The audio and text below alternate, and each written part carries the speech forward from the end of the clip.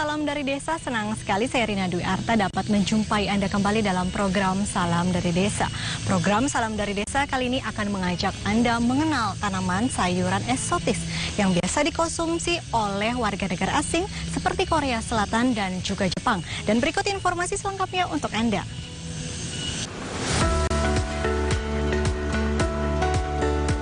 Sebagai negara agraris, sektor pertanian masih menjadi penyerap tenaga kerja terbesar di Indonesia. Hal ini terlihat dari data Badan Pusat Statistik BPS yang menunjukkan tenaga kerja di sektor pertanian mencapai 34%. Namun beberapa tahun terakhir tenaga kerja di sektor pertanian sempat menurun karena kecilnya pendapatan dari pekerjaan sebagai petani. Untuk terus menambah pendapatannya, sejumlah petani di Indonesia berupaya mengembangkan kemampuan dalam meningkatkan hasil produksi sayuran.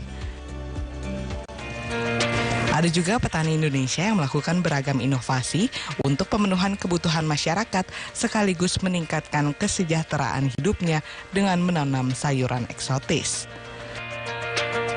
Petani P4S Agro Farm Cianjur Santoso menilai kebutuhan warga negara Jepang dan Korea Selatan terhadap sayuran belum terpenuhi secara memadai.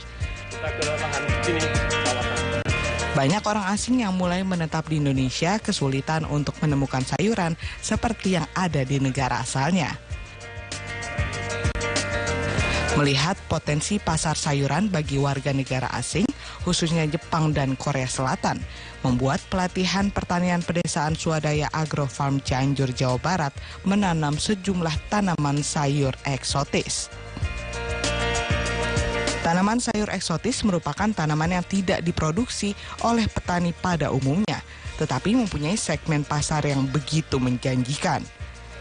Sayuran eksotis yang ditanam di lahan seluas 1 hektar ini diantaranya adalah zucchini, gobo, selada kering, lobak, mizuna, dan horenso. Sebetulnya tanaman eksotis yang kita istilahkan di tempat kami adalah tanaman-tanaman yang aneh, di mana tanaman ini tidak diproduksi oleh petani pada umumnya, tetapi mempunyai segmen pasar yang begitu menjanjikan. Contohnya seperti spinak, gobo, terus zucchini, ada olgari, altari. Nah itu di antara beberapa produk yang memang kita kondisikan dengan segmen pasar yang jelas tadi. Sebetulnya istilahnya aneh lah, karena memang jarang orang tanam. Lapangan pekerjaan penduduk Kabupaten Cianjur, Jawa Barat di sektor pertanian yang mencapai sekitar 52% membuktikan bahwa tanaman sayuran dan produk pertanian lainnya dapat tumbuh subur di wilayah Cianjur. Mengingat iklim di Jepang dan Korea Selatan cenderung dingin, tanaman sayuran eksotis juga harus ditanam di lahan yang subur dengan cuaca cukup dingin seperti di daerah Cianjur. Dengan didukung adanya kesamaan cuaca, penanaman sayuran eksotis di Indonesia dapat dilakukan. Cara menanamnya pun tidak sulit. Salah seorang petani yang bermitra dengan P4S Agro Farm Cianjur, Ibah, mengaku mendapatkan penghasilan yang lebih besar dari hasil panen sayuran eksotis dibandingkan hasil panen sayuran biasa pada umumnya. Sehari-harinya kita cangkul. Nanam-nanam selada, nanam-nanam timun kiuri, nanam-nanam apa? Ini nih zucchini, segala macam aja, maksimal. Ya. Perbedaannya sekitar 50% lah, 70%. Ya. Hasilnya lebih ya, walaupun agak sulit pemeliharaan, tapi hasilnya ya memuaskan. Pada dasarnya budidaya sayuran eksotis memanglah tidak terlalu berbeda dengan sayuran lainnya. Seperti sayuran horenso atau bayam Jepang, para petani dapat menyemai terlebih dahulu namun dapat juga langsung ditanam.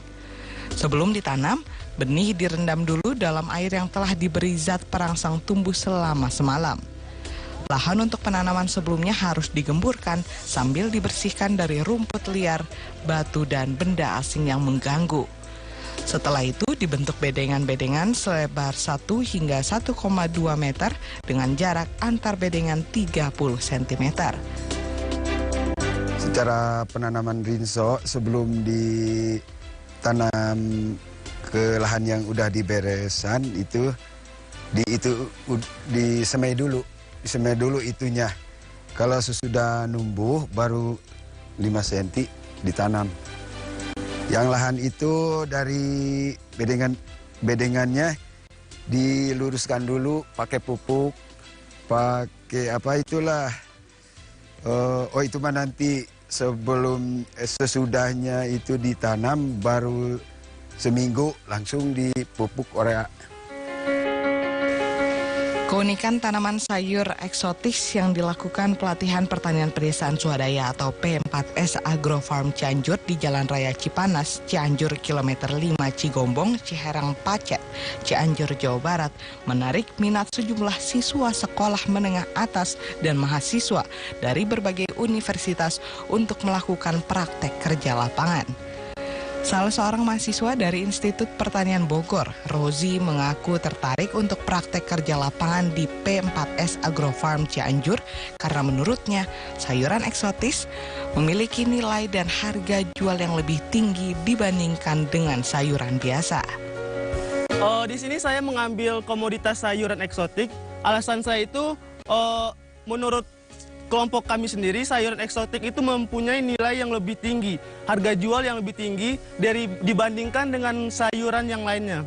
Dan juga kita melihat pasar dari sayuran eksotik itu sendiri merupakan warga-warga luar negeri, bukan yang mengkonsumsinya biasanya warga-warga luar negeri, itu merupakan warga Jepang dan warga Korea. Kalau menurut saya itu, saya mengambil sayuran eksotik ini untuk karena saya juga pengen membudidayakan sayur eksotik itu sendiri. Jadi saya praktek di sini untuk mencari ilmu supaya saya bisa menerapkan pembibitan sayur ini di daerah-daerah lain dan memberikan ilmu-ilmu yang telah saya dapatkan ini kepada petani-petani yang di daerah lain. Tidak hanya Rozi, siswa dan siswi SMK 1 Pertanian Sukaraja Sukabumi juga menilai sayuran eksotis memiliki sejumlah kelebihan yang membuat mereka penasaran sehingga berkeinginan untuk mendalami pengetahuan akan sayuran eksotis. Ingin menambahkan wawasan dan menjadi lebih tahu tentang adanya sayuran-sayuran yang belum tahu di kampung. Terus mau menyebarluaskan di kampung halaman saya. Pengalaman saya praktekin di sini tentunya banyak sekali. Pertama, bisa menemukan suatu sayuran yang baru saya ketahui gitu.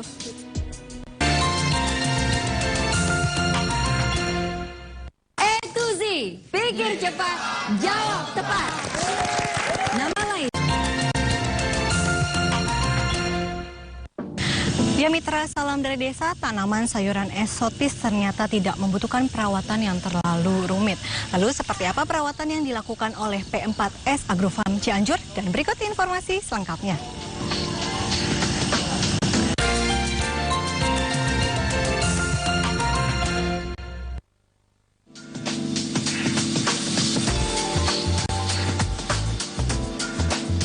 Saat ini kami memproduksi sayur-sayuran eksotik. Tujuan kami memasarkan atau memproduksi sayuran eksotik adalah untuk mencukupi atau mensuplai beberapa supermarket, restoran, dan catering dari orang-orang Korea dan Jepang yang ada di Jakarta dan sekitarnya.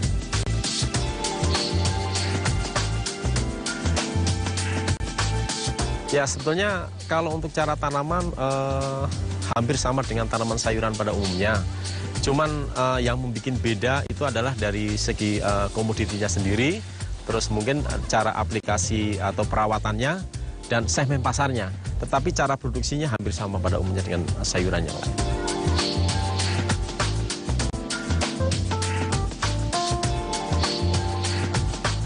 Mungkin dari sisi perawatan agak berbeda karena kita mengkondisikan bahwa produk itu sesuai dengan di daerah asal. Contohnya sepinak atau horinso, itu kan daerah asalnya kan dari Jepang atau dari Korea. Tentunya kita cara memproduksinya itu menyesuaikan dengan alam yang ada di sana ya, supaya hasil yang kita dapatkan persis dengan yang ada di daerah asalnya.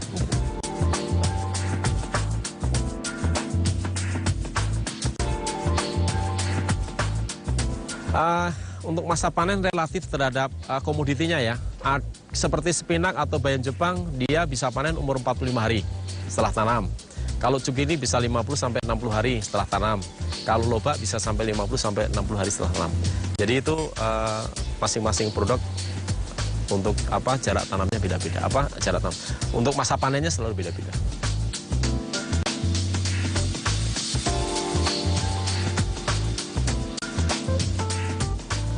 Ada beberapa benih yang kita dapat dari distributor.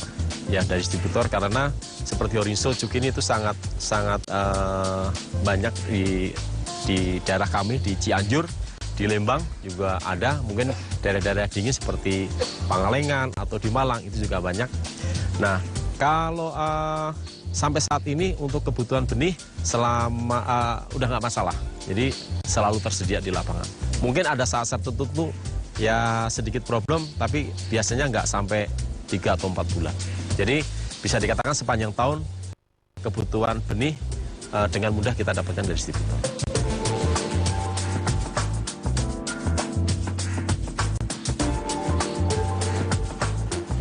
Kelebihan tanaman eksotik itu dibandingkan dengan tanaman yang lain, satu, segmen pasarnya jelas, terus harganya juga relatif jelas dan stabil.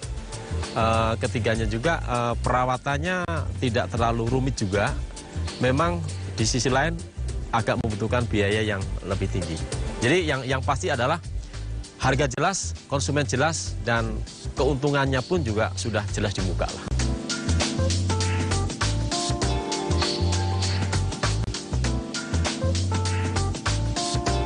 Wow, kalau kita bicara nilai luar biasa ya margin yang kita dapatkan. Dari rata-rata biaya produksi dengan penjualan itu bisa kita katakan kalau dihitung persentasenya bisa 50% sampai 700% yang kita dapatkan. Contohnya begini, dalam hal produksi kita paling hanya Rp1.000, tapi kita bisa jual sampai 10.000, bahkan bisa sampai 15.000 dari 1 kilo per.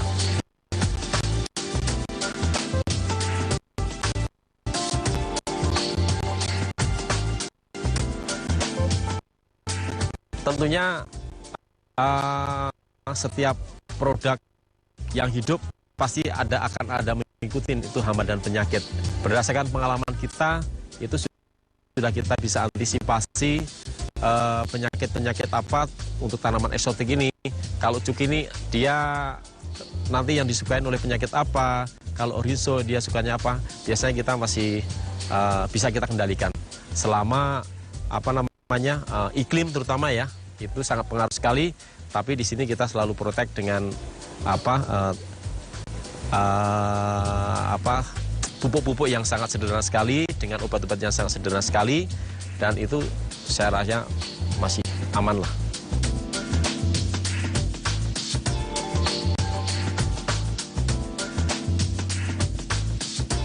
Proses setelah panen di tempat kami P4S Agrofarm Cianjur ada namanya proses pasca panen.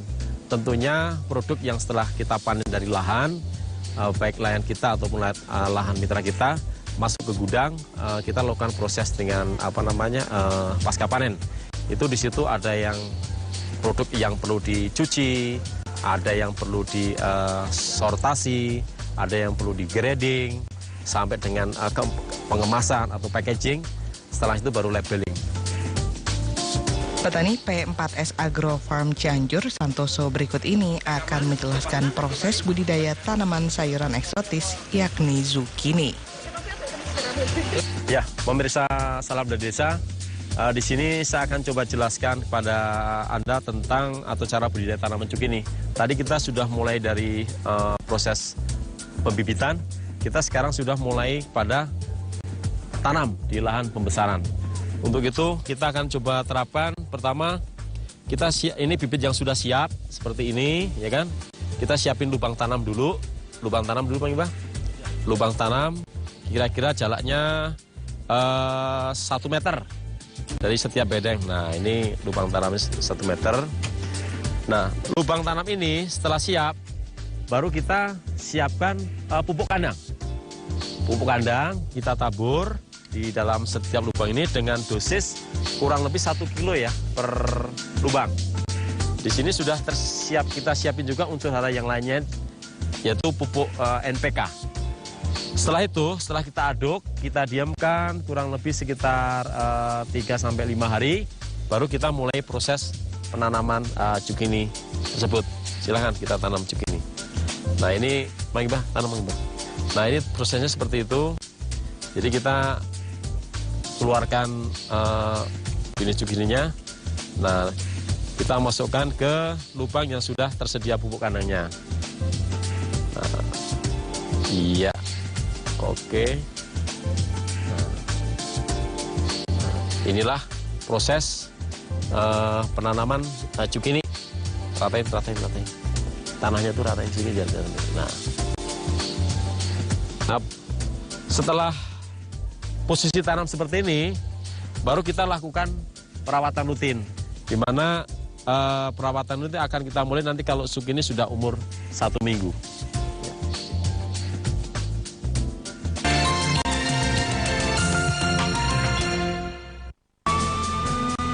Banyaknya perbedaan pandang yang dilakukan oleh orang per orang, peluang penyimpangan dari tatanan yang ada seringkali dilakukan. Tak jarang kekisruhan terjadi akibat persepsi yang berbeda. Di sini polisi menjawab, saatnya masyarakat mendapat pencerahan. Garis Polisi, setiap Rabu pukul 10.30 di saluran Pemersatu Bangsa, TVRI. Betul sekali.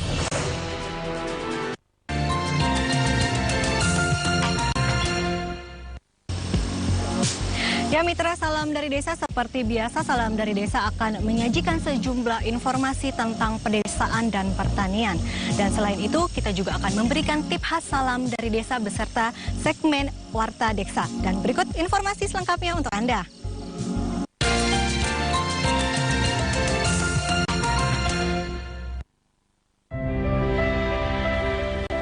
Kegiatan bercocok tanam seperti inilah yang sedang digiatkan di lingkungan RT 6 RW 26 Dusun Onggo Mertan, Kelurahan Maguwo Harjo, Sleman, Yogyakarta.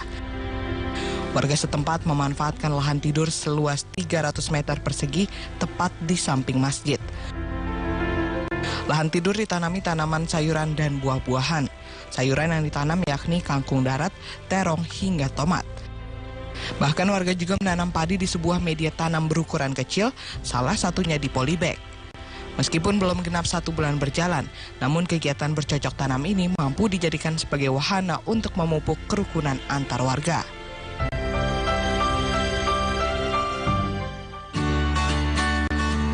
Di lahan berukuran 10 x 13 meter persegi, warga di Jalan Wali Kota Gatot Kota Probolinggo berhasil melakukan budidaya buah tin. Puluhan pohon buah tin dihasilkan dari budidaya selama 3 bulan. Budidaya buah tin bermula dari kegemaran seorang warga bernama Ibrahim yang mempelajari surat tin dalam kitab suci Al-Quran. Berawal dari hal itu, Ibrahim mulai giat budidaya tanaman buah tin. Buah tin dipercaya memiliki banyak khasiat, diantaranya bisa menambah kesuburan bagi pasangan suami istri yang sudah lama tidak dikaruniai momongan. Selain buah tin, Ibrahim berhasil mengembangkan tanaman buah surga ini dalam berbagai jenis, mulai dari Purple Jordan, Green Jordan, Green Turkey, Red Turkey, Panache, dan Rimada. Karena keunikannya, banyak pengunjung yang berdatangan ke lahannya untuk membeli bibit buah tin. Dalam sebuah, Ibrahim bisa meraup untung hingga puluhan juta rupiah.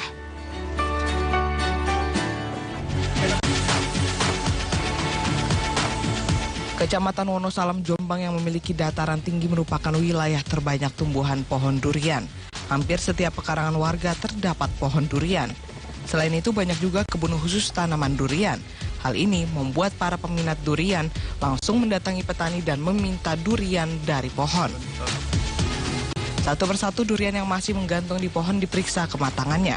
Setelah diyakini kelopak buah lepas dari tangkainya, hal itu menandakan durian sudah masak. Durian pun dipetik langsung dari pohonnya. Durian asli Wonosalam adalah durian bido yang memiliki ciri khas tersendiri. Bentuknya agak bulat besar, isinya kekuningan berdaging lembut, tebal dan sangat manis.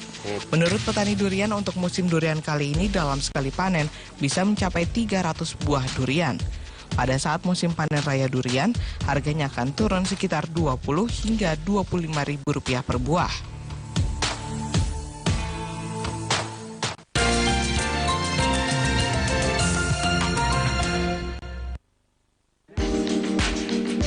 Para petani di Indonesia mulai mengembangkan sayuran eksotis atau yang lebih dikenal dengan sayuran yang bukan merupakan tanaman asli Indonesia. Untuk dapat membudidayakan tanaman sayuran eksotis, beberapa hal harus diperhatikan, seperti pemilihan benih hingga proses pasca panen. Seperti yang dilakukan P4S Agrofarm Cianjur, hal pertama yang harus dilakukan untuk menanam tanaman bukan asli Indonesia adalah memilih bibit yang unggul dengan kriteria mempunyai daya tumbuh yang bagus, kemurnian benih yang bagus, hingga daya kecambah yang bagus. Dalam hal ini, bibit harus diseleksi dengan benar.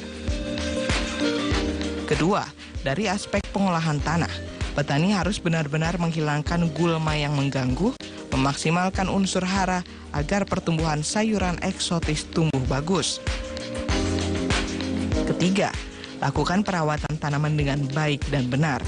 Aplikasikan pupuk sesuai kebutuhan tanaman tanpa mengurangi dosis yang dibutuhkan, sehingga nantinya pertumbuhan tanaman benar-benar terjaga dan menghasilkan produk yang bagus. Keempat, harap memperhatikan proses panen dan pasca panen. Proses panen sangat mempengaruhi hasil dan pertumbuhan tanaman selanjutnya, sehingga saat panen harus dilakukan dengan benar dan hati-hati. Dan terakhir, pasca panen juga patut diperhatikan, mengingat hasil panen sangat mempengaruhi daya tarik konsumen, sehingga mutu produk harus dijaga. Ya mitra Salam dari Desa, demikian tadi informasi terkait tanaman sayuran eksotis di Cianjur, Jawa Barat. Saya Rina Dwi Arta, mewakili kru yang bertugas pamit undur diri. Saksikan terus Salam dari Desa setiap hari Selasa